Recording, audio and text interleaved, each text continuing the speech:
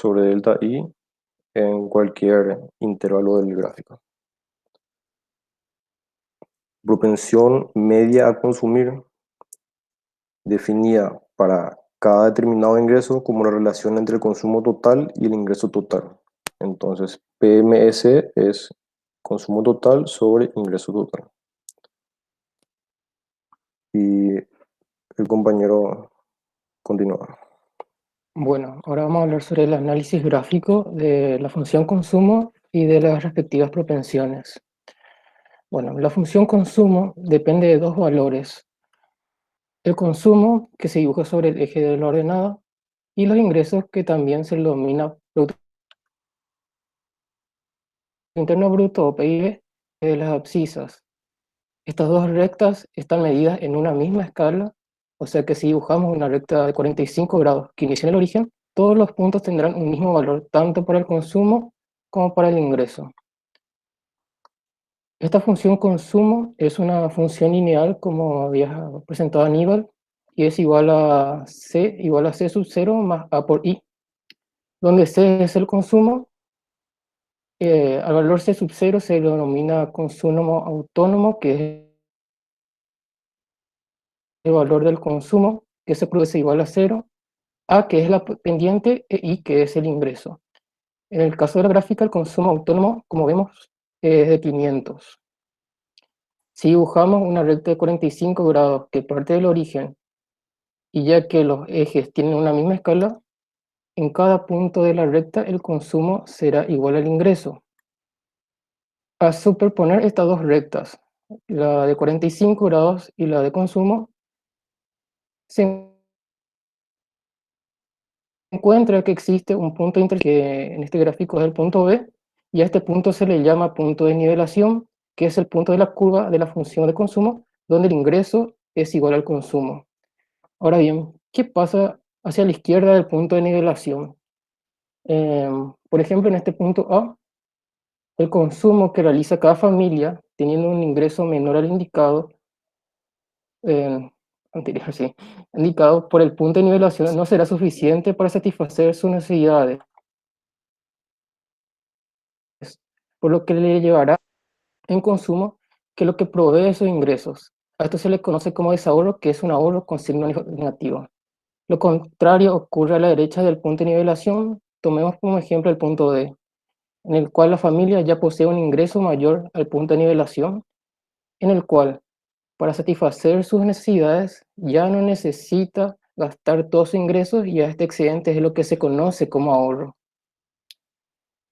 El ahorro o desahorro en el gráfico es la diferencia de las intersecciones de la red correspondiente a un determinado ingreso.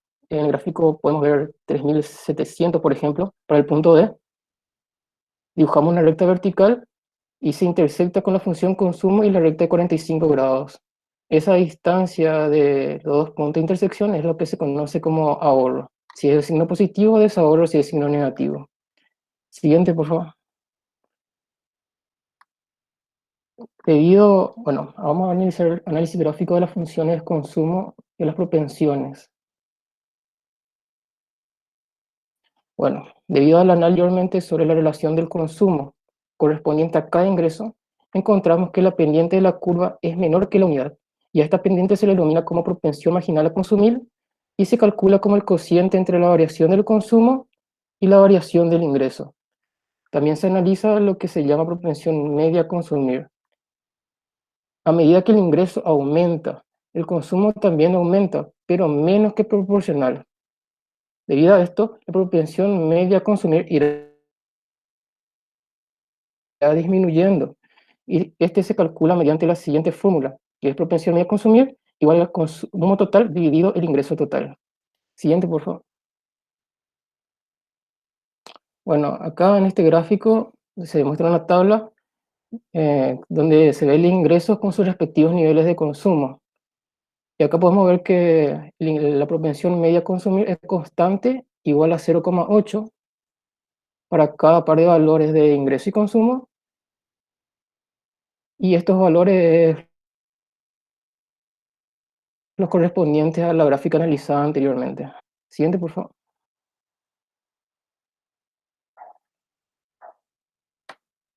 Vamos a hablar sobre el ahorro. Bueno, como vimos anteriormente, existe lo que se llama ahorro y desahorro, que es la diferencia que existe entre el ingreso y el consumo dentro de cada unidad familiar y se denota por el símbolo S. Y es igual a S menos I, que es el ingreso, y C, que es el consumo. O sea, es la diferencia entre el consumo, entre el ingreso y el consumo.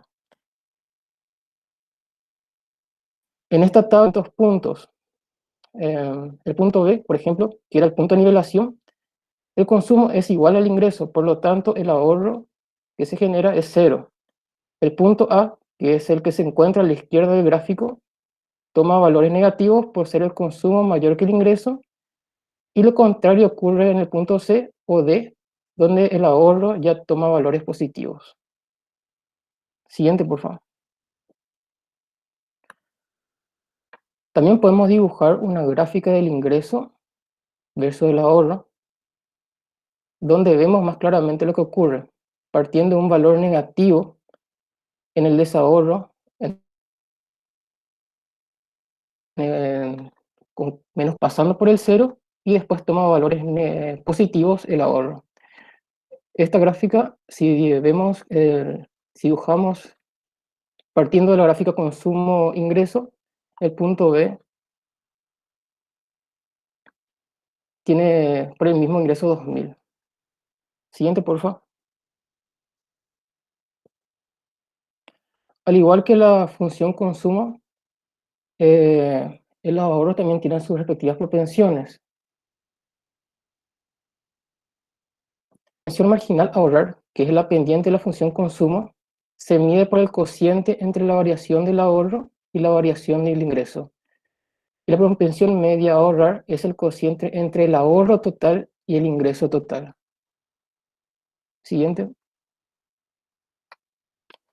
El ahorro agregado.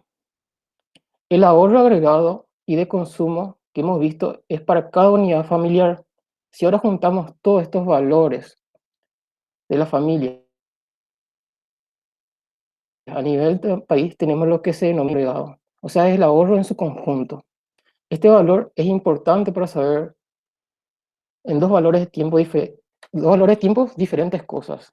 En el corto plazo, las fluctuaciones que ocurren en la economía, y en el largo plazo, el crecimiento económico que el país tendrá a futuro.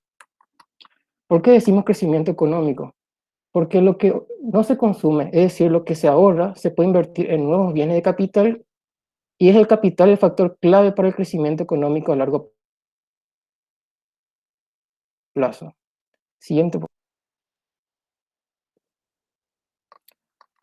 La demanda de inversión. La demanda de inversión es el interés por invertir, ya sea una familia o una empresa, dados ciertos factores. Si bien no se puede determinar los factores que se explican la demanda de inversión, bueno, ¿a qué nos referimos con factores? Por ejemplo, en la función consumo su causante clave era el ingreso, y ahora no se puede definir, o sea, que influye en la demanda de inversión. Sin embargo, si nos centramos en las inversiones realizadas por las empresas, se puede llegar a factores más relevantes que inciden en la demanda de inversión, como ser estos tres factores. Las tasas de interés, que al aumentar estas tasas se reduce la cantidad demandada. La, los ingresos o producción y las expectativas que tendrán las futuras empresas, o sea, los empresarios. Siguiente, por favor. Bueno, vamos a hablar de la curva de demanda e inversión. De los tres factores que cité anteriormente, la tasa de interés es el más relevante, y se observa que la demanda de inversión está relacionada inversamente con la tasa de interés. A medida que descienden las tasas de interés, habrá un número mayor de proyectos que cumplan el requisito de presentar una tasa esperada de rendimiento que supera la tasa de interés. Por eso la curva va decreciendo. Todos los proyectos que tienen un rendimiento menor que mayor o igual que la tasa de interés se llevarán a cabo. Siguiente, por favor.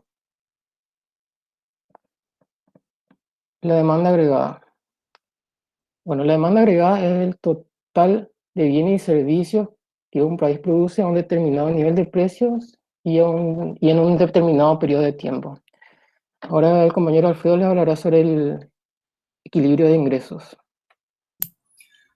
Continuando ahora, nos enfocamos en el estudio del equilibrio del mercado de bienes, donde veremos cómo tener este equilibrio para una economía simplificada, es decir, sin sector público ni externo, relacionado con el ingreso nacional y utilizando toda la capacidad de los recursos, situación que normalmente no ocurre. Para llevar a cabo el análisis, introducimos los supuestos simplificadores, que son herramientas que nos ayudan a determinar este equilibrio. Como primer supuesto, tenemos que el ingreso personal disponible equivale al Producto Nacional, donde se supone que se distribuyen todos los beneficios entre las economías domésticas y no se pagan intereses sobre la deuda pública ni transferencias. Como segundo supuesto, se menciona que los precios de la economía están dados y son constantes. Aquí vemos que las empresas ofrecen cualquier cantidad de bienes y servicios que se les demanda a los precios establecidos. O dicho de otra manera, las empresas pueden contratar cualquier cantidad de trabajadores al salario vigente, además pudiendo incrementar la producción sin que se incrementen los costos, lo que resulta en que la demanda agregada determina el nivel de producción. Como tercer supuesto, se refiere a que la inversión actúa como una variable autónoma. Esto implica que el nivel de la inversión está determinado fuera del modelo que se presenta. Siguiente, por favor. Con estos supuestos, continuamos al análisis del equilibrio por la condición de ahorro igual a la inversión. En la parte derecha tenemos dos gráficos y por ahora nos centramos en la primera parte, en el gráfico A, donde podemos ver la representación gráfica de las funciones de ahorro e inversión para un determinado nivel de ingreso. Como vimos anteriormente, el ahorro y el consumo están estrechamente relacionados con el nivel del ingreso, pero para el caso de ahorro e inversión, estos dependen de factores distintos. Por el análisis de los supuestos, teníamos que el nivel de ingreso equivale con el PIB, lo cual se representa por el eje de abscisas en el gráfico A. Teníamos que la función de inversión está determinada fuera del modelo y se considera una variable externa, la cual adoptamos como una recta horizontal a un determinado nivel. Y la función de ahorro que depende de los ingresos. Luego, determinamos el equilibrio como el punto E, situado en la intersección de las funciones de ahorro y de la inversión. En este punto, las empresas no ven ningún aumento o disminución de las existencias que tienen previstos y por ende no se ven forzados a cambiar sus niveles de producción. Es decir, que todos están satisfechos. Para puntos situados a la derecha, se puede observar que la función de ahorro para un determinado nivel de ingreso mayor al de equilibrio tiene mayores valores que la función de inversión. Y esto nos quiere decir que las familias están dispuestas a invertir, es decir, a ahorrar, perdón, más de lo que las empresas están dispuestas a invertir. Y esto resulta en que las empresas tienen existencias para las cuales no están pudiendo encontrar compradores y por ende genera una acumulación en las mismas. Y las empresas resultan en que se ven forzadas a disminuir sus niveles de producción. Para puntos situados a la izquierda ocurre lo contrario. Se puede observar que la inversión tiene un mayor valor que la función de ahorro. Y esto nos dice que las empresas invierten más de lo que las familias están dispuestas a ahorrar. Lo que quiere decir a su vez de que hay un mayor consumo de lo que se produce y esto impulsa a las empresas a aumentar sus niveles de producción. Siguiente, por favor. En una segunda manera, ya el equilibrio se puede tener en cuenta el consumo y la inversión, donde nos vamos a concentrar en el gasto total agregado, que se refiere a la cantidad planeada en gastos por bienes y servicios nacionales por toda la economía. Para este caso, las familias mediante el ahorro y las empresas mediante la inversión. El gráfico en el que nos centramos ahora es el B. Luego, para determinar la curva o función del gasto total, partimos a partir de la función de consumo, a la cual, por la definición mencionada, tenemos que sumarle la inversión que se desea. Y esto hace que la función de consumo se desplace de manera vertical y hacia arriba, como se puede notar en el gráfico. Luego, el equilibrio se alcanzará cuando el gasto total por el consumo familiar e inversión de empresas sea igual a la producción. Y esto se representa mediante la intersección de la función de gastos con una recta trazada desde el origen a 45 grados. Esta recta tiene la propiedad de que en cada punto situado en ella tienen igual valores la producción y el gasto. Entonces, en la intersección, en el punto E, se cumple la condición. El análisis de qué ocurre en los lados izquierdo y derecho de la función es similar a la del anterior caso. Para puntos situados a la derecha se tiene que la producción es mayor que el gasto total previsto, lo cual resulta en un exceso de existencia y las empresas nuevamente tienen o se ven forzadas a bajar sus niveles de producción. Luego, para puntos situados a la izquierda, hay mayor cantidad de gasto que de lo que se está produciendo y eso resulta en una carencia en las existencias y por ende las empresas tienen que aumentar sus niveles de producción. Siguiente, por favor.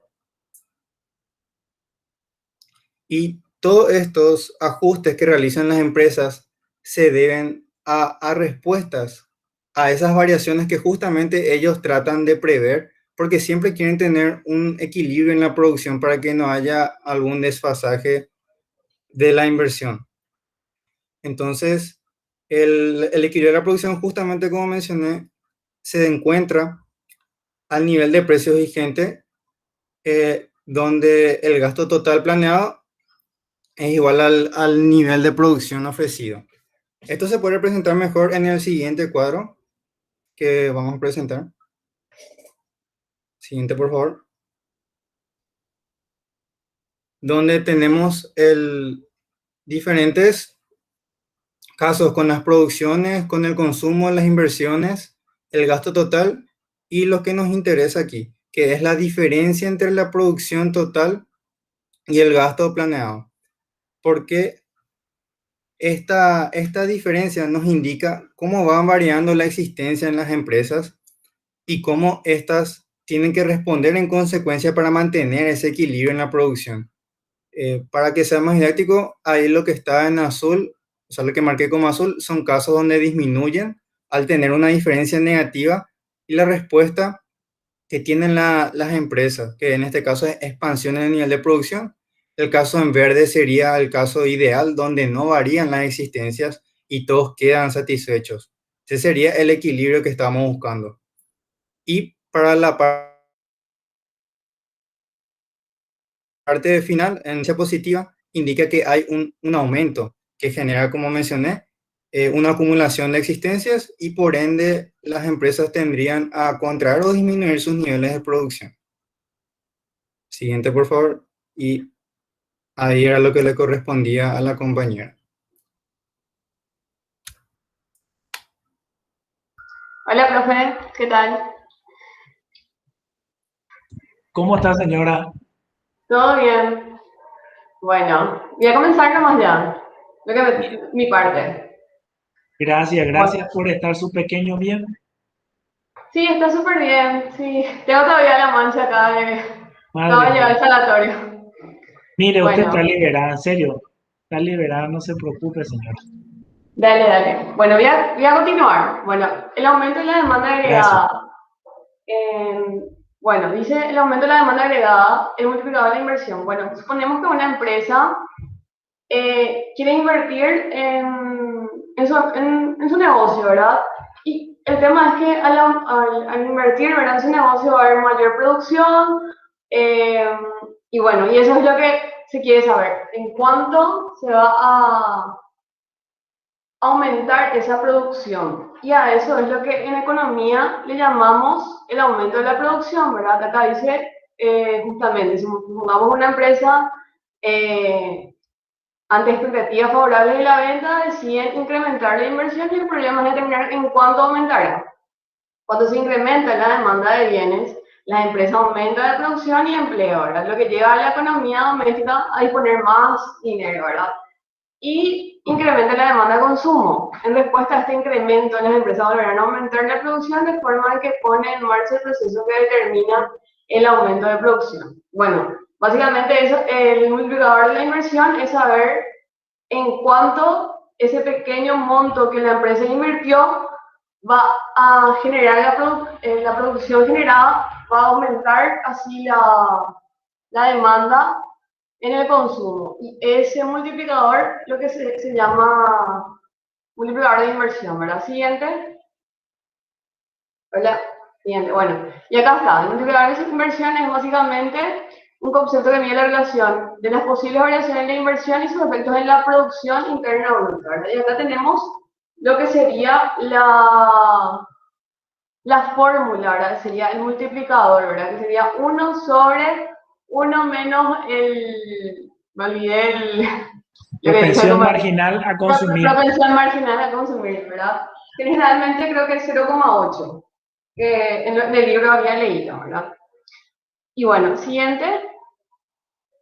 Bueno, la dinámica del multiplicador, ¿verdad? Bueno, y básicamente es el multiplicador en el cual debe multiplicarse la variación de inversión para averiguar el cambio resultante en la producción total. Bueno, con el objeto de comprender, ¿verdad? Vamos a suponer que una empresa decide, bueno, en el libro está un ejemplo, que una empresa decide invertir 1 millón de pesos, que va a estar destinada a la producción y que sería para el pago de trabajadores y a los contratistas, ¿verdad? O sea, sería los dueños de la compañía. Y eso a su vez, 1 millón de pesos, no es que se va a quedar en el banco, sino que se va a ir, la gente va a consumir, ¿verdad? Va a gastar en otros bienes y servicios particulares. Y eso a su vez las personas que van a recibir, los dueños de los bienes y servicios, también a su vez van a gastar, vamos a decirlo así. ¿Verdad? Y ese gasto vamos a suponer que es la progresión marginal de consumo sería 0,8. Y ese 1 millón de pesos que consideramos al principio, siguiente para explicar un poco bien. Bueno, acá tenemos el ejemplo en el cuadro, ¿verdad? Que 1 millón de pesos la empresa puso para producir. Pero de ese 0,8, que sería la progresión marginal de consumo, se multiplica, sería 800.000 que se va a ir destinado a bienes y servicios particulares, ¿verdad? Y esto a su vez va a ir, sería un ciclo, ¿verdad? Que, bueno, uno, vos te vas, gastás y después la otra persona gana ese 0,8 y se va produciendo y se produce el ciclo, ¿verdad? Y acá tenemos el gasto acumulado, ¿verdad? Que sería la suma de los gastos en cada fase. Este sería un ejemplo de dinámica multiplicador. Siguiente. Y bueno, en la renta en pleno empleo y la paradoja de la frugalidad.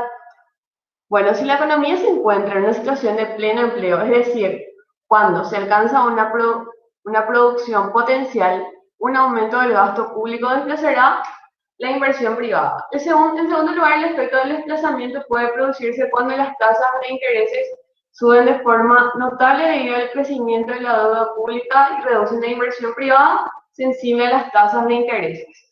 Bueno, yo había leído también en el libro que, no me acuerdo bien, no sé si era Keynes o Keynes, uno de los que fue uno de los grandes economistas, vamos a decir, y que puso muchas leyes y todo eso, que decía que lo que se tiene que hacer es que si hay una situación de pleno empleo, básicamente no es que anualmente uno tiene que ir viendo, sino que tiene que ser a medida cíclica, o sea que se tiene que ir controlando este proceso para que no haya una déficit luego, ¿verdad? Bueno, eso sería básicamente. Siguiente. Siguiente. Bueno. Y bueno, la paradoja de la frugalidad, que sería que cuando las personas, ¿verdad?, se encuentran en un momento de sensibilidad económica, optan para ahorrar, ¿verdad?, para prepararse para el futuro. Pero ¿esto qué pasa? Al suponer que hay una contracción en la producción, conlleva un incremento en el desempleo. Y esto se conoce como la paradoja, que consiste que si los bienes en los hogares y la empresa ahorran porque creen que es una medida buena en épocas de recesión, la realidad es que están contribuyendo a un empeoramiento de la situación. Y esto sería básicamente la paradoja, que tipo la gente en vez de, o sea, pensando que al ahorrar para el futuro, lo que hace es apoyar al desempleo y a empeorar la situación en la que se está viviendo actualmente. Y esto sería básicamente mi parte, profe. Brillante, gracias, hija. Muy Dale. agradecido por estar. Realmente, gracias por el compromiso, Sí, tanto profe. para la profesora Pamela como para mí. Pues nos honra, nos alegra saber de su compromiso. Sí. No, profe. Para mí, sí, es que yo la escuché muy afligida, señora. Yo la Sí. escuché ya muy afligida. Por eso le decía, usted está exonerada, le dije cuando iba a hablar, como que no se preocupe, siéntase libre en este momento. Así que le agradezco mucho que comparta con nosotros un lindo ejemplo de compromiso. No, profe, uno cuando se compromete en la facultad igual tenemos que estar presentes. Y tipo, estaba comprometida con mi compañero y tampoco le puedo dejar solo a ellos. Y no les dejó solo nunca. No les dejó porque esto es un imponderable. Así que, bueno, muchas gracias por eso. Sí, profe. Yo les agradezco mucho al grupo el trabajo hecho. Valoro el hecho de que sea una materia, pues que si bien es profesional, es una materia que la están dando, creo que más o menos por primera vez, en su primera interacción. Hoy le soltamos, Iván, Pamela y yo le soltamos las manos y le dijimos, bueno, eh, sean universitarios, lean y empezamos a hablar. Así que yo les congratulo por ser el primer grupo. Yo entendí, ¿verdad? Espero que el resto lo haya entendido. Pero como a Pamela y a mí nos dan esta tarea, le pido permiso a todos los integrantes para abordar de vuelta un poco los temas que fueron viendo. Yo no quiero voluntariamente, creo que ninguno de los profesores ofendemos a nadie. Los economistas tenemos eso en común, tratamos de ser muy gente, en serio. No ofendemos a nadie voluntariamente, así es que yo les pido permiso sin ánimo de ofender. Quisiera compartir con Pamela una conversación con ustedes, pero quisiera simplemente volver a tocar algunos puntos que ustedes los explicaron. Ese es mi trabajo, me pagan a mí, nos pagan por eso, así que espero que no nos tomen a mal. No es que estoy diciendo que nos haya entendido, nos hayan explicado, y lo mismo haremos con los siguientes grupos, y bueno, conversar un poco acerca de ciertas realidades y de cómo esto se ve en la vida, que es lo más importante, cómo se ve en la vida práctica. ¿Puedo presentar mi pantalla? Estuvo muy linda la presentación, para mí yo re satisfecho. Quisiera presentar un poco. Abarque Gracias. como quieran. Profe, disculpa un ratito. O sea que te puedo abandonar porque me tengo que cambiar. Vaya, no necesito estar y le agradezco. Queda grabado como testimonio. Dale, Congratulaciones, profe. hija. Gracias, chao. Ok, yo presento un poco la pantalla, hago un refresh breve para poder compartir y reforzar algunas ideas que creo que son importantes y ya pasamos y ya les libero, ¿verdad? Yo creo que estaríamos unos 30 minutos más si me permiten. Genial, profe.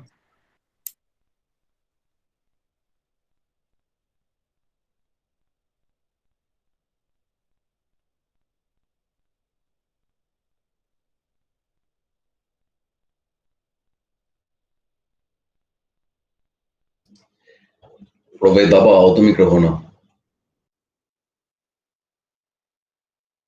Sí, perdón, tocando acá que ocultar, que no sé qué. Ok, se ve la pantalla. El modelo que ustedes presentaron fue desarrollado por John Maynard Keynes, un economista muy famoso, uno de los pocos intelectuales así de los clásicos que murió con dinero, se hizo dinero en la época de la bolsa, en la bolsa de valores, entre los economistas así más renombrados y los pensadores, y a los que siempre recordamos, ¿verdad? Este es un modelo bien sencillo que solamente incluye, como bien lo explicaban los compañeros, dos dimensiones: a las familias y a las empresas. Por eso es que hablamos del consumo, que básicamente viene hablando un poco del consumo de las familias. Familia en economía, cuando hablamos de personas, no necesariamente de un núcleo constituido por papi, mami y una infraestructura social vinculada a esto, sino por un conjunto de personas o de individuos. Entonces también están las empresas. Parte de una cuestión importante que habíamos visto en la clase pasada, en que aquí hay un equilibrio entre lo que es la oferta y la demanda. Así como habíamos visto que existe un equilibrio entre oferta y demanda dentro de los mercados, en lo que hace la microeconomía, también en la macroeconomía existe una relación directa y una interrelación entre oferente y demandante. Y en este caso hablamos de oferta agregada y demanda agregada. Cuando hablamos de la demanda, hablamos de lo que quieren comprar. Y ahí es donde aparecían esos componentes que lo explicaban muy bien, que hablaban del consumo. El consumo, eso es los que quieren comprar, o de la demanda interna, la demanda de inversión. La inversión es una demanda más. La demanda del Estado, que en este caso no la vamos a considerar porque es un modelo simplificado. La demanda del sector externo, en este caso no la incluimos porque, como ven, nosotros tenemos unas simplificaciones en esta ecuación. No existe depreciación. Cuando usamos la depreciación, explicábamos la clase pasada, cuando queremos el Producto Nacional o Interno neto, le quitamos la depreciación. En este caso, no vamos a hablar del valor del dinero, no hablamos de los intereses, suponemos por ello que hay una línea recta ahí, es básicamente la inversión. No hablamos del sector externo y no hablamos del gobierno. Por eso es que aparecen el consumo y la inversión. El consumo, el de la familia, y la inversión concebida desde dos dimensiones. Pueden ser variación de las existencias. ¿Qué quiere decir existencia? El stock de mercadería. Por eso bien lo explicaba nuestro compañero, decía, cuando tenemos este escenario que sobrepasa el consumo, o sea, el ahorro, tenemos un aumento de existencia, tenemos una disminución cuando se deprime. Él explicaba bastante bien, lo ejemplificaba, pues la modificación de la cantidad de stock o de mercadería en el depósito, pues va de la mano de estas realidades y se mide o se contempla dentro de las inversiones. Porque acuérdense, cuando son dueños de una empresa como Luisito, su inversión está dada no solamente por la infraestructura, está dada por esa cantidad de mercaderías que meten dentro de su stock para vender. Eso es parte de su inversión. Entonces, el incremento, la disminución de ese stock de mercaderías es una inversión clara. Una inversión en mercadería para hacer negocios. Y la inversión bruta, que tiene que ver con lo que normalmente le asociamos a la inversión en economía, que es básicamente el construir una fábrica, hacer un tinglado, una línea nueva de producción. Explicaba un poco esto. Hablamos de que las familias hacen con su dinero, ¿qué hacen? Pues o consumen o ahorran. Dos cosas nomás hacen. Y me parece un concepto muy bien explicado por los compañeros: la propensión marginal a consumir. César Isaac, ¿qué es propensión marginal a consumir? Si yo te pregunto en un examen, ¿qué es? En tus palabras, César.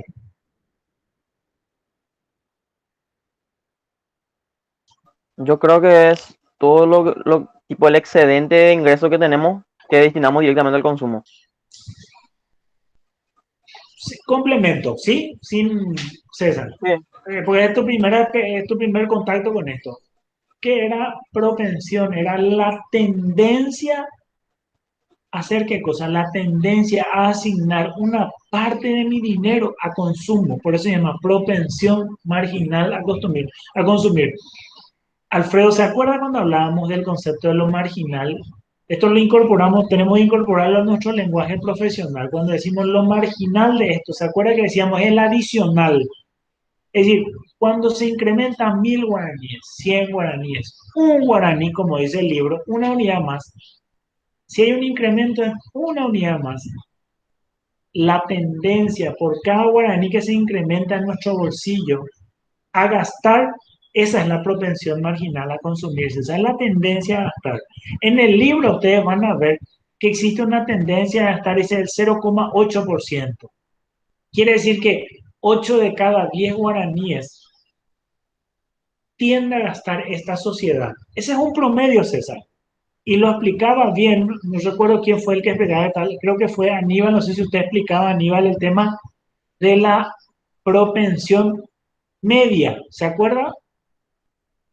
Ahí aparecía otra palabra misteriosa, como decía, una propensión media a consumir, lo explicaba. Creo que ni yo no lo tengo dentro de mi ejemplo acá, en mi resumen. Propensión media, ¿se acuerda? Sí, profesor. ¿Qué es la propensión media? Y en el Era es el promedio, Aníbal, ¿se acuerdan? ¿Y por qué la propensión? Usted mostró un gráfico, un cuadrito. entre el consumo total y el ingreso total. Exacto, campeón. ¿Qué pasa? Isaac pues tiene mucha plata porque tiene una super constructora, ¿verdad? ¿Verdad? Es un buen deseo, Isaac, un buen presagio. Que sea... Adiós, Pamela. Gracias por estar con nosotros. Un placer, como siempre, saludarte. Isaac, querido, vos sos dueño de una empresa muy grande, gana $50,000 mensuales. El buen presagio, ¿verdad? Ojalá Dios quiera, ¿verdad? Que tu empresa te dé un 50 mensual en dólares, ¿verdad? Y así Y hay sea, profe. otro, que así sea, ¿verdad? En nombre de Dios, caramba, ¿por qué no? Este, pero ¿qué pasa? Que con $50,000 mensuales para gastar, no va a gastar todo eso. No va a gastar 0,8%, no va a gastar el 80%. 8 por 5, 40, no va a gastar ni $40,000. Cote que Nuestra Señora siempre hacen lo posible por alcanzar, ¿verdad? Pero no importa. No creo que se llegue, ¿verdad? No, mentira. Sí, ahí a las damas presentes, mentira, bromas. Hay Mariela que no se enoje. Entonces, pero sí hay mucha gente que no gana los 50,000, no gana los 50,000, ¿verdad? Gana mucho menos. Entonces, a lo mejor esa gente, Osvaldo, esa gente a lo mejor, ¿qué hace? Una persona que gana sueldo mínimo, 5 o 4 millones, a lo mejor gasta todo. Quiere decir que su propensión marginal a consumir, perdón, su tendencia a gastar es superior. Llega a un número mucho más alto y ahí es donde encontramos la utilidad de la propensión media, porque la propensión media, como nos mostraban los compañeros, nos muestra el promedio de consumo y ahí es donde vemos que la gente que tiene mayores ingresos sí tiene forma de ahorrar, el que tiene pocos ingresos pues casi no ahorra. Entonces, la propensión media a ahorrar va a ser diferente a la marginal. La marginal va a ser el promedio de una sociedad. Sociedades que tienen mayores, mucha gente, pues su propensión marginal va a ser más baja, obviamente. Una sociedad normal, o sea, como la nuestra, a lo mejor tiene una propensión del 0,8, 0,9 también. En este escenario de pandemia que tenemos, la propensión a lo mejor está mucho más alta. Porque mucha gente que tiene ingresos, pues, gasta la mayor parte. Entonces, ¿qué es propensión marginal a consumir? Promedio o tendencia. Esto que ustedes ven acá en esto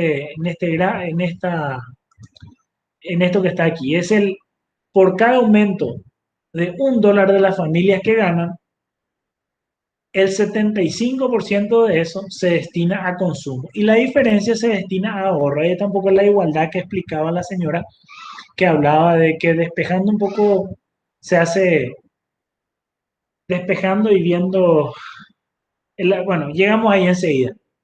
La diferencia entre, ella nos mostraba que uno menos propensión marginal a consumir era básicamente, y la inversa de esto era básicamente un poco el multiplicador, que era básicamente hablar de la propensión marginal al ahorro. Era uno sobre propensión marginal al ahorro. Bueno, ¿dónde encontramos nosotros? ¿Para qué hacemos esto? porque nosotros necesitamos entender que existe una tendencia a gastar de una sociedad. ¿Cómo mide esto hoy el Banco Central? Nos muestra, por ejemplo, algunos indicadores acerca de cómo la sociedad tiende a a hacer sus gastos de consumo. ¿Se acuerdan que yo les mostré la página del Banco Central en algún momento en una de nuestras clases? Si ustedes recorren hoy la página del Banco Central, van a encontrar que está justamente publicada el índice de confianza del consumidor que se publica el 14 de abril y ahí ven una tendencia de cómo la gente dice, yo estaría dispuesto a gastar un poco más, un poco menos, invertiría en ABC. Es decir, nosotros nos interesa ver eso, porque esas son las expectativas que tiene nuestra gente. Es decir, esto que ustedes nos estaban explicando, jóvenes del grupo, es algo importantísimo dentro de la economía. Nos permite percibir si la gente quiere gastar más o ahorrar. Y al final explicaba justamente, creo que la señora Andrea explicaba el tema de, a veces no importa que haya muchos ahorros, decía ella, a veces no importa que haya mucho dinero en el banco, si no hay a quien prestarle porque no hay quien compre, se da ese escenario, esa paradoja de la frugalidad. Y se configura ese escenario en donde hay plata para invertir, hay esto, hay ahorro, pero hay plata, pero no se gasta y termina afectando ¿dónde? El consumo. Y nuestra ecuación, acuérdense que estaba compuesta, o nuestra economía, en este caso estaba definida ¿por qué variables? Dos variables, consumo e inversión. Y si el consumo se deprime, la demanda agregada, sinónimo de Producto Interno Bruto o de renta nacional, pues se deprime. Eso es lo que ustedes nos estaban explicando. La demanda de inversión. El gasto de inversión es un gasto que realmente en este caso nosotros lo vemos como una constante. Es importante aclarar esto, una constante es independiente aquí del nivel de renta. Y lo que básicamente explica un poco en este caso la demanda de inversión es el aumento del capital y el aumento o disminución de las existencias, que son el stock de mercadería que les decía. Quiero ir un poco, esto ya nos estaban explicando los jóvenes. Querría ir acá.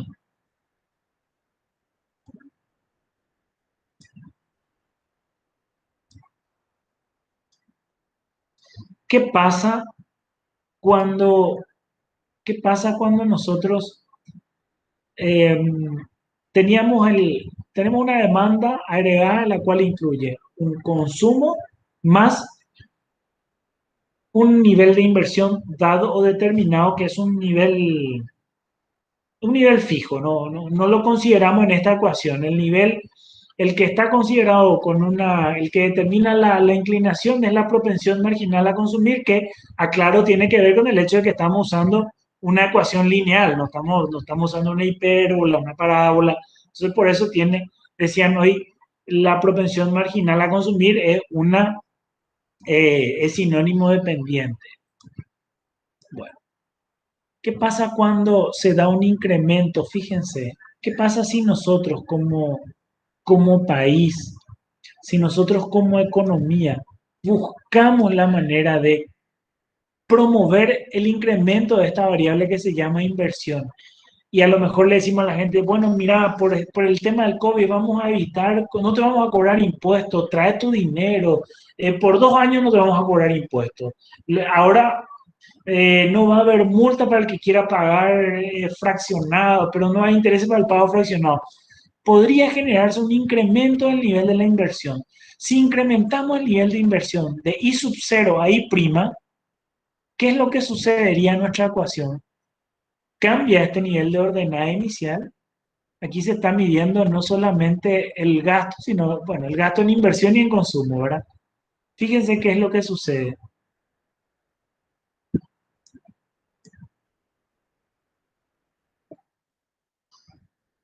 Se grafica una nueva curva y se produce un nuevo nivel de equilibrio. Un nuevo nivel de equilibrio entre renta y nivel de gasto, nivel de Producto Interno Bruto, que hace que incremente la renta de las personas, la renta de las empresas, la renta a nivel nacional. Por ello, es interesante fortalecer el sector de la inversión de las de las empresas, porque por sí puede generar este incremento del valor de nuestra renta o producto. Ante un aumento de la inversión de 1.000 guaraníes, el valor de la producción puede llegar a aumentar 5 veces más. Y a esto es lo que se llama efecto multiplicador, que lo explicaba bastante bien la señora. Cuando uno incrementa son... A ver, hago un ejemplo, permiso. Simplemente para abundar un poco en el ejemplo que ya daban los compañeros. Imaginen este escenario. Yo digo, bueno, voy a construir un aeropuerto privado y construyo el aeropuerto privado, pero meto $1.000. Los $1.000 que introduzco dentro de la economía, lo que hacen es que se genere que yo le doy recursos a la empresa de ustedes, a los ingenieros, le doy a la empresa de Isaac, le doy a la empresa de Mariela que me traiga, ella está en el área de tecnología, me equipa esto. Los 1.000 que son mi inversión, a lo mejor no son 1.000 que con lo que yo me quedo, sino le voy dando a mucha gente, esa gente va contratando, va distribuyendo ese dinero y todo eso en su conjunto, una vez que empieza a operar, desemboca o al final del ciclo termina en un incremento de 5 veces más. Ese es el efecto multiplicador. A eso es a lo que en economía nosotros le llamamos efecto multiplicador, al valor o al nivel de incremento del valor de la renta, el Producto Interno Bruto, cuando se hace un incremento o se hace una nueva inversión, que puede ser en este caso por el sector privado, en otros casos puede ser por el sector público, que John Maynard Keynes justamente fue un gran defensor de la participación del sector público dentro del proceso. Y ahí vemos un poco lo que es el multiplicador, es la inversa, 1 sobre la propensión marginal al ahorro.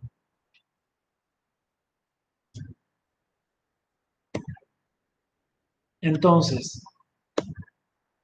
hablamos de, si graficáramos el nivel de ahorro, estábamos hablando, bueno, acá tengo que explicarles desde el nivel de, en el ejercicio que tenemos aquí en el libro, que yo les copio acá, partimos de un nivel de ahorro de 1.200, ¿verdad? Muestra el nivel de equilibrio, que es coincidente con el nivel de renta.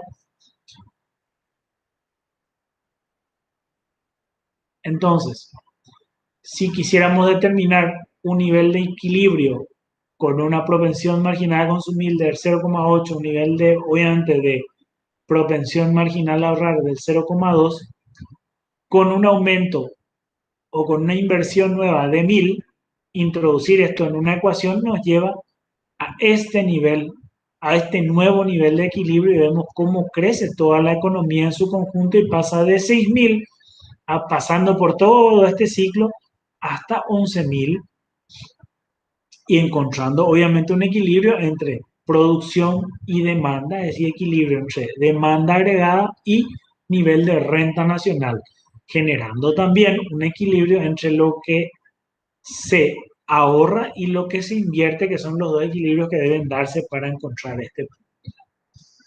Ambos enfoques nos muestran el nivel de equilibrio, el nivel o el enfoque de la demanda agregada cuando hacemos, perdón, de la demanda agregada cuando hacemos una inversión de 1.000 que termina creciendo 5 veces o hasta en 5.000 el valor de nuestra, el valor de toda del producto y renta nacional a su vez, y también se da el mismo equilibrio en lo que respecta al ahorro y llegando a este punto de equilibrio entre el ahorro, que es sinónimo de inversión, y da el punto de equilibrio también con el nivel de renta, en donde ahorro es igual al nivel de inversión. Ahorro e inversión. Coincidentes con el otro enfoque o forma de determinar el equilibrio o demostrar.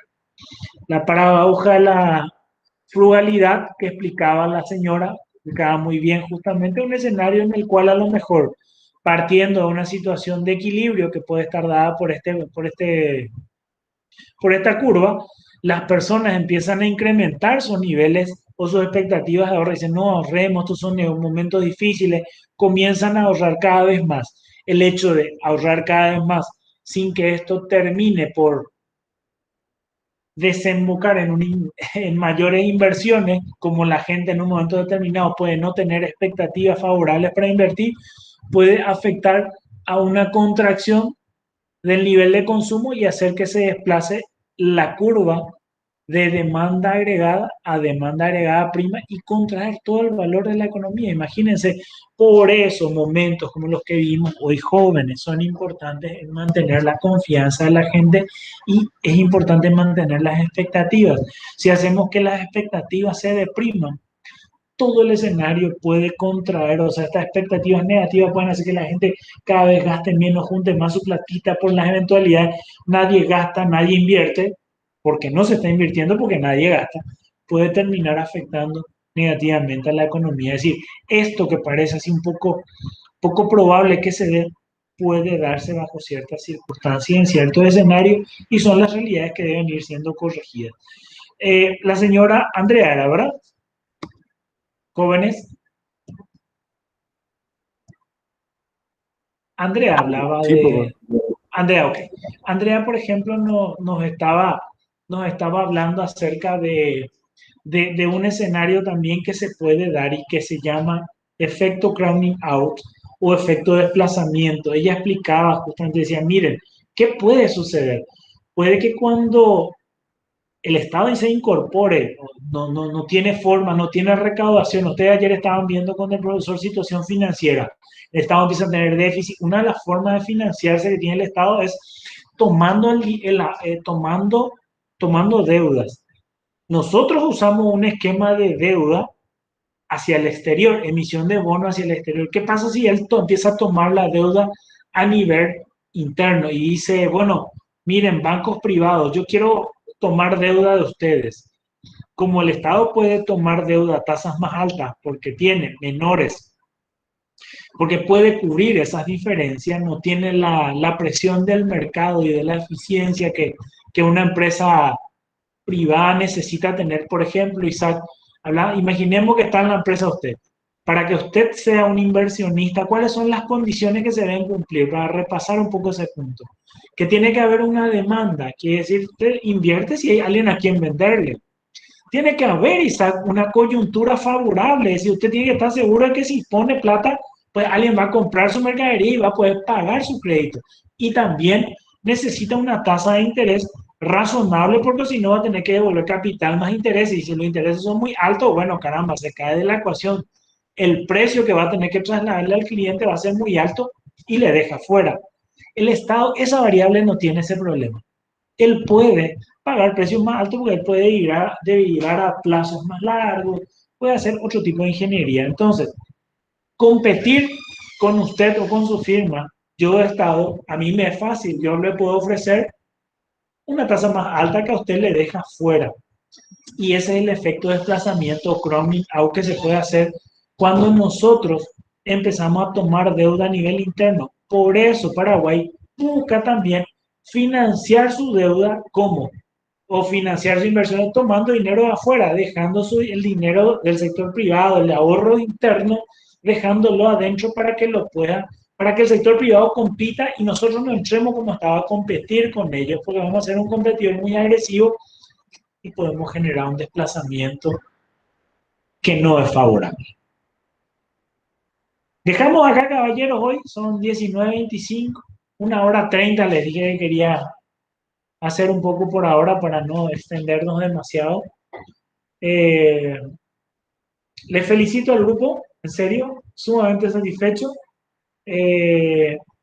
Congratulaciones y les deseo pues un buen si no hay alguna duda, perdón, si no hay alguna duda, algo que quieran que aclaremos, algo que quieran que conversemos, dejamos la sesión aquí. Yo tengo una pregunta, brother. Osvaldo, por favor. Isaac, Sí. perdón. Eh, hay un número más o menos que se maneja para el tema este que vos estabas mencionando, del porcentaje de dinero que la economía interna estaba moviendo, vamos a decir, que no se está ahorrando. Para que no se considere, vamos a decir, que la economía está parada. No comprendí la pregunta. Sí, Discúlpame. sí, Hay Ya entendí, perdón, ya, igualitos. sí, perdón, a ver, vida práctica, Isaac. Voy a volver a compartir mi pantalla para ver dónde vamos a buscar nosotros. ¿Dónde vamos a encontrar información que nos interese acerca de perspectivas económicas? Página del Banco Central del Paraguay, ¿se acuerdan? BCP. Encuesta de resultados. Expectativas económicas. Nosotros tenemos hoy la percepción que tienen bancos financieras, calificadoras de riesgo, bolsa, empresas consultoras, nuestra economía sí va a crecer. Año 2021, sí, creemos que con relación al año pasado vamos a tener un crecimiento. Punto uno. Segundo, el año siguiente, sí. Nuestro nivel de inflación creemos que está bastante controlado, 3,2, está dentro de lo que nosotros tenemos como política de objetivo, que es 4%. Tipo de cambio para el cierre, 6,600. Muy bien. Una variable. Por otro lado, también podemos decir reporte de índice de confianza del consumidor.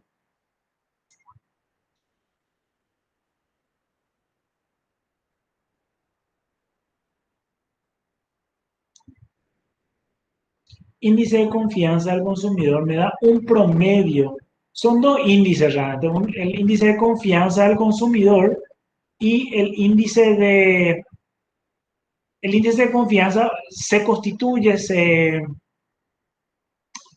configura en base al índice de expectativas económicas y al índice de confianza del consumidor, ¿verdad?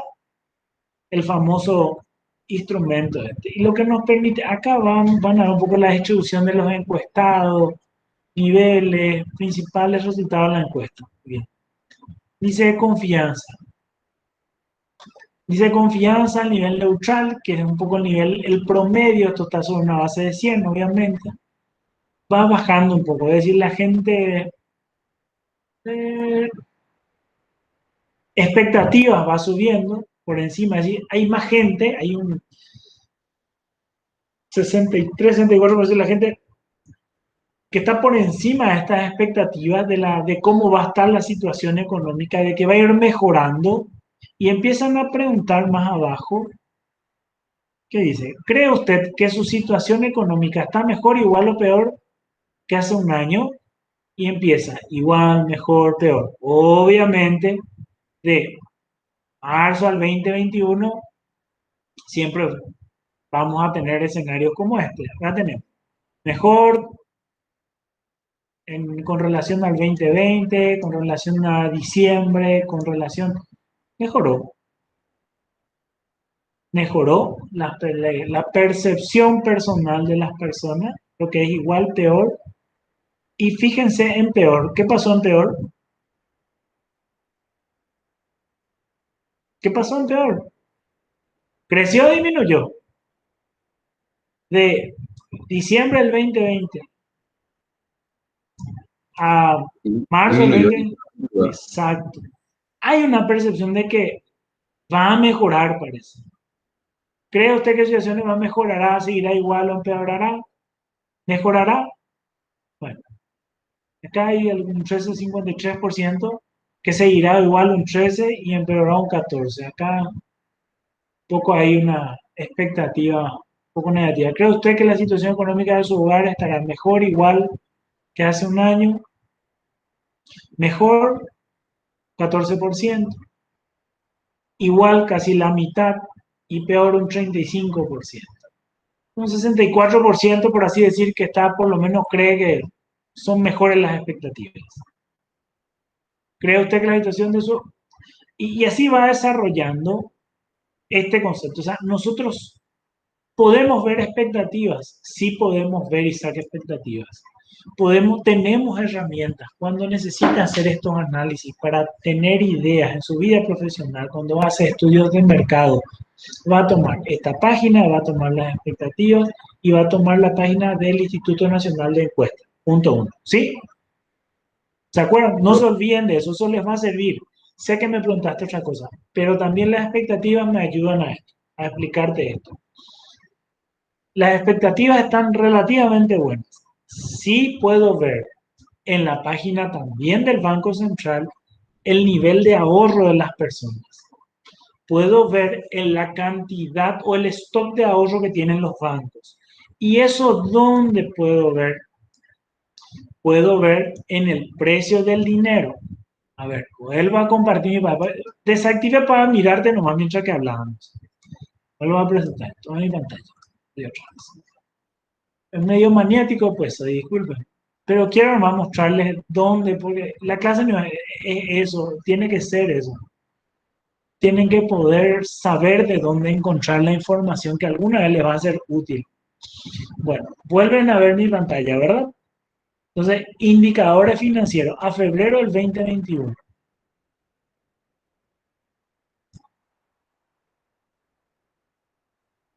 Tasas de interés, operaciones de bolsa. Acá vemos un poco cómo están bancos y financieras.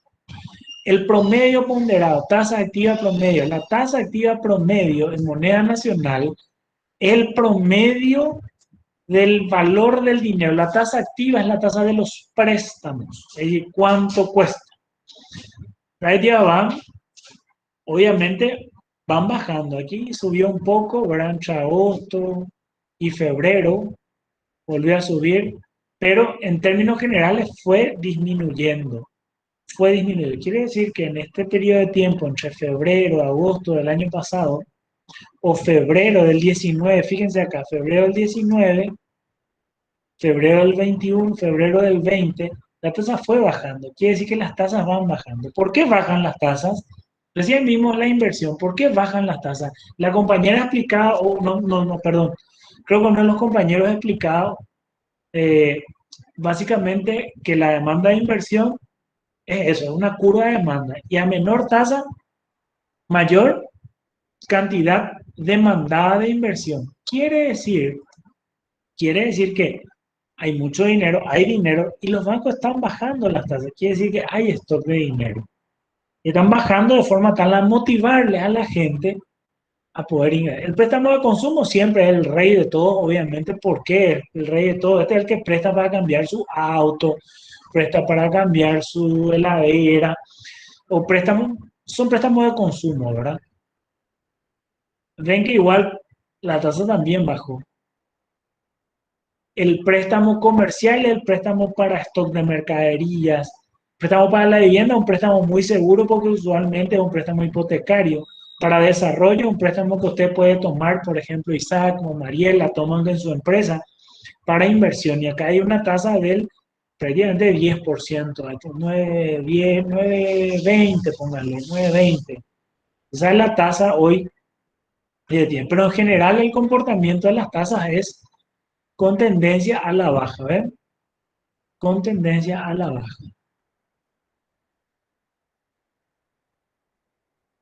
CDA, obviamente, es los certificados de depósito de ahorro, que ya es básicamente tasas pasivas. Esto es la tasa que a nosotros nos pagan por nuestro dinero.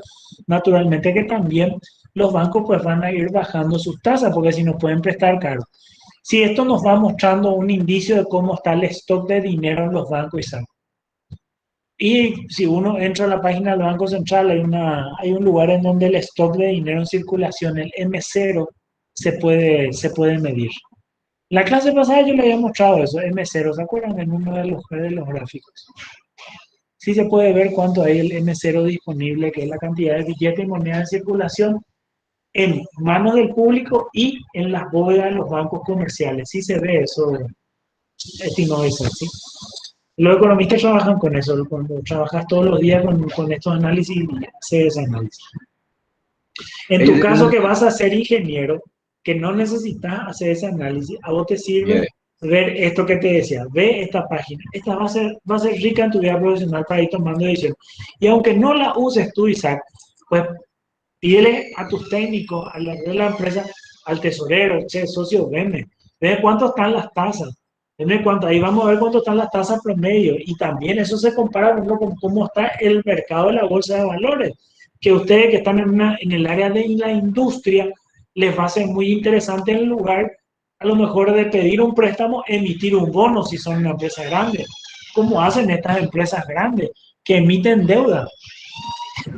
Hay ingeniería financiera fabulosa, Isaac, como por ejemplo son tipo los fideicomisos. Entonces uno puede vender un fideicomiso y se financia con eso y hace una ruta, hace una empresa. Ok, perdón, te interrumpí, Isaac. Te escucho. Sí, no, sí, va relacionado justamente. No, la pregunta exacta era si el Banco Central tiene un número fijo, vamos a decir, o sea, si eso es público, ¿verdad? Para determinar cuándo necesita meter, vamos a decir, incentivar el consumo, digamos, porque la gente está ahorrando demasiado, por decirlo así. Sí, claro. Y eso es lo que estábamos mirando, que son las expectativas. El Banco Central, Isaac, No, no pierde de vista dos cosas. No pierde de vista el hecho que dice en algún momento determinado, y cuando ustedes abordemos el tema del Banco Central, vamos a ver lo que se llama la famosa operación de mercado abierto, que es cuando él a veces deja de comprar los famosos bonos y le dice a los bancos privados, no, no, tenés nomás tu dinero vos en tu banco, en tu bóveda. Entonces le mete presión para que él tenga que salir a vender su mercadería, que es el dinero. Otra variable que no puede perder de vista y que hablamos en la clase pasada, Isaac, es el tema del valor de qué cosa, del dólar, porque nos hace perder o ganar competitividad a nuestros productos a nivel internacional. A veces tenemos que soltarle un poco al dólar y dejar que suba porque eso hace que ganemos competitividad con unos vecinos que tienen un problema muy serio. Vecinos que hoy ustedes hablaban, tu grupo, el grupo justamente acá de Aníbal, hablaba del tema de las inversiones y él hablaba de expectativas, hablaba de consumo, hablaba de tasas de interés y en la cuestión de expectativa, imagínense, ¿ustedes se imaginan estar en una industria, ustedes que quieren ser ingenieros industriales, en la Argentina, en donde hay una inflación que cambia un día para otro? El otro día no sabes si te pueden hacer lo que ya hicieron alguna vez, el tema del corralito, te toman todos tus dólares y dicen, ¿sabes qué, socio? Ahora vas a sacar en cuotitas, como yo te digo. Es una locura para una industria. Es una locura esa cuestión. Imagínense ese escenario. O hablar con los uruguayos. En Uruguay hay una cuestión importantísima a tener siempre presente el día que trabajen. Ustedes pueden hacer todo un negocio, ingenieros, llevando personas o su empresa allá y diciéndole, yo traigo técnicos de Paraguay para hacer ciertas reparaciones, cierto tipo de trabajo. Allá el nivel de sindicalización es tan alto que por cualquier macana se abroquelan, te hacen una huelga y te paran la firma. Y hay otra cuestión importantísima. Nuestra carga social es bajísima. El IPS que Isaac usted pagaría o que pagaría Osvaldo como dueño de una empresa es 14.5, 16.5 nomás. Porque el 9% pone el empleado, 20 y algo, pues. Del 16%, 16,5 nomás. En el Uruguay es lo que pone el empleador en muchísimo más. Eso ya da una ventaja competitiva y comparativa, que es por lo cual nosotros debemos trabajar en traer inversión a nuestro país.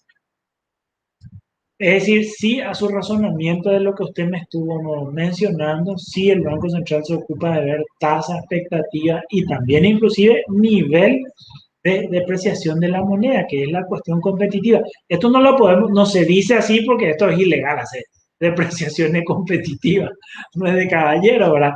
Pero el Estado no puede, el Banco Central no puede perder de vista esto, porque si no puede matar una industria. te Por entiendo muy bien. cierto, dejo de grabar, ¿sí? ¿No les incomoda que deje de grabar? Si bien seguimos en la reunión. Ya que lo formal ya